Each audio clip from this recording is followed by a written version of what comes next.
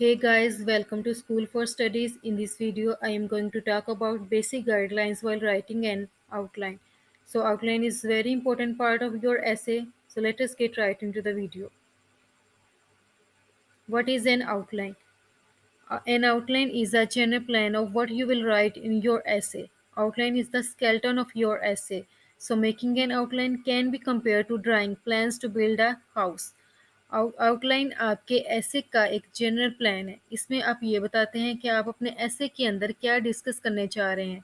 आप सबसे पहले अपनी थीसिस स्टेटमेंट लिखते हैं, देन आप आउटलाइन बनाते हैं। उसमें आप हेडिंग्स और सब हेडिंग्स बनाते हैं। तो हेडिंग्स और सब हेडिंग्स इससे हमें पता चलता है कि हमारे ऐसे का क्या स्केलेटन है। ये बिल्कुल ऐसे ही है जैसे कि अगर आप कोई भी हाउस बिल्ड करना चाहते हैं तो सबसे पहले आप उसका स्केच बनाते हैं कि उसमें हमने रूम्स कितने बनाने हैं। आप उसकी लोकेशन भी वहाँ पर शो करते हैं कि इस जगह पर ये रूम होगा और इस जगह पर किचन होगा, इस जगह पर बाथरूम होगा। तो ऐसे की आउटलाइन के अंदर भी हम यही बताते हैं कि इसमें हमने क्या-क्या डिस्कस करना है और किस जगह पर क्या-क्या डिस्कस करना है। हम अपने मेन पॉइंट्स को यहाँ पर समराइज़ करते हैं। What is an outline? So an essay outline is your essay plan. जैसे कि आप प्लान करते हैं ना किसी भी हाउस को बिल्ड करने के लिए, तो आउटलाइन में भी हम अपने ऐसे को प्लान करते हैं कि हमने अपने ऐसे के अंदर क्या क्या डिस्कस करना है। तो ये हमें अपने ऐसे राइटिंग के लिए एक रोड मैप प्रोवाइड करता है। और इसलिए हम कहते हैं कि ऐसे की आउटलाइन हमारे ऐसे का स्ट्रक्चर है। जैसे कि ऐसे के अंदर हम इंट्रोडक्शन लिखते हैं, हम उसके अंदर बॉडी लिखते हैं और हम कंक्लूजन लिखते हैं। तो ऐसे की आउटलाइन हमें ऐसे का स्ट्रक्चर ही प्रोवाइड करती है। It includes all the main points you have to discuss in each section along with the thesis statement. क्योंकि सबसे पहले हम अपना ऐसे थीसिस स्टेटमेंट से स्टार्ट करते हैं, देन हम आउटलाइन स्टार्ट करते हैं और फिर आउटलाइन में हम हेडिंग्स और सब हेडिंग्स देते हैं और उसके अंदर हम अपने सारे जो मेन पॉइंट्स है उसको कंक्लूड करते हैं और फिर एंड पर हम कंक्लूजन लिखते हैं। What are the features of a good outline? Subordination. Headings should be more general while subheadings should be more specific. आपका ऐसे जो है वो जनरल से स्पेसिफिक की तरफ मूव करता है। तो आपने हेडिंग्स अपनी जनरल रखनी है जबकि सब हेडिंग्स को आपने स्पेसिफिक रखना है। अब बेसिक गाइडलाइंस कौन कौन सी हैं? Outline should be written in phrases not sentences. Outline को आप फ्रेजेस में लिखें, उसे आप सेंटेंसेस में ना लिखें। सेंटेंसेस में भी वैसे आप लिख सकते हैं, लेकिन ये केस ज़्यादातर जो प्रेफर किया जाता है वो आप फ्रेजेस में लिखें। Outline is written in heading and sub heading forms. Outline को आप हेडिंग लिखिए और फिर नीचे उसकी आप सब हेडिंग्स बनाएं, उसके पार्ट्स बनाएं A B C D कि हमने यहाँ पर अपने कौन कौन से मेन पॉइंट लिखने हैं। तो नेक्स्ट वीडियो में मैं इसका आउटलाइन का एक फॉर्मेट बताऊंगी और इसके अंदर मेन पॉइंट्स बताऊंगी, हेडिंग्स कौन सी है और फिर नीचे उसके मेन पॉइंट्स कौन कौन से हैं, वहाँ से आपको ज़्यादा अंडरस्टैंडिंग होगी। Outline should have 5 to 7 headings.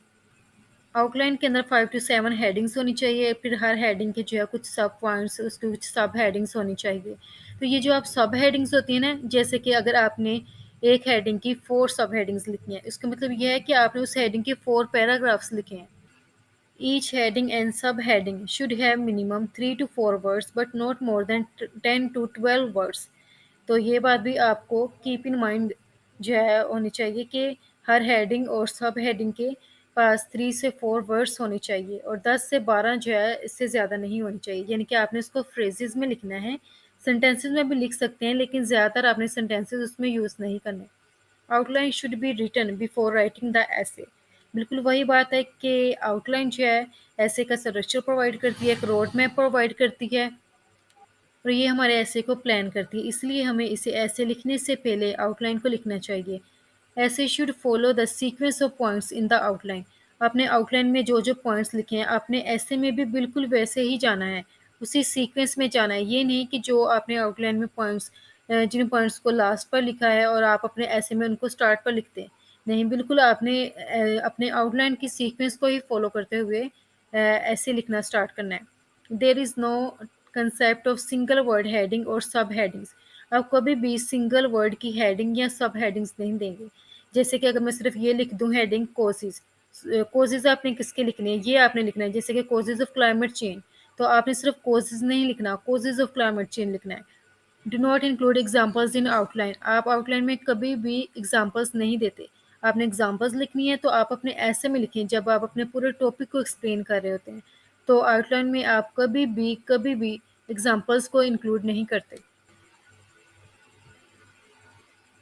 Outline should not exceed 2 pages on your answer sheet. आप 1 पेज या फिर आप मैक्सिमम 1.5 पेज आप आउटलाइन का लिख सकते हैं, इससे ज़्यादा आप ना लिखें। Do not include the points you are going to discuss in the paragraphs in the outline, just write what the paragraph is about. यानी कि आपने सिर्फ मेन पॉइंट लिखना है कि आप क्या डिस्कस करेंगे। तो आपने सारा का सारा उसको उसके अंदर डिस्कस नहीं करने लग जाना आउटलाइन के अंदर। Do not miss writing about the point which you have mention in the outline. फिर ये कि आपका एग्जामिनर ये भी चेक करता है कि आपने आउटलाइन में ये वाली चीज़ इंक्लूड की है, तो क्या आपने ऐसे में भी वो लिखी है कि नहीं।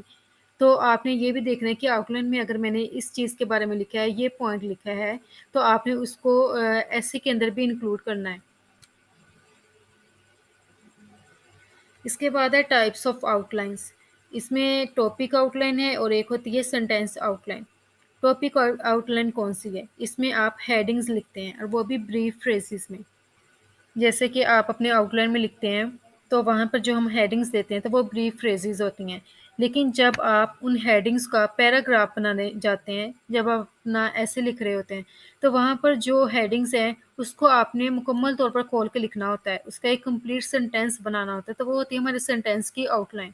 तो सेंटेंस की आउटलाइन जो है ये हमारे ऐसे की आउटलाइन में नहीं आती। तो सेंटेंस की आउटलाइन तब आती है जब हम अपना ऐसे लिखना स्टार्ट करते हैं। सो इस वीडियो में हमने देखा कि आउटलाइन किसे कहते हैं और आउटलाइन लिखते हुए हमें किन बातों का जो है वो ध्यान रखना चाहिए। सो नेक्स्ट वीडियो में हम ऐसे के फॉर्मेट को देखेंगे, ऐसे आउटलाइन के फॉर्मेट को, कि हम आउटलाइन कैसे लिखते हैं और उसको जो है हम अल्फ़ान्यूमेरिकली लिखते हैं या फिर हम डिजिट्स के फॉर्म में लिखते हैं, तो बेस्ट पॉसिबल उसका फॉर्मेट कौन सा है। If you are interested to learn more, then you can subscribe School for Studies. I hope that you understood the topic.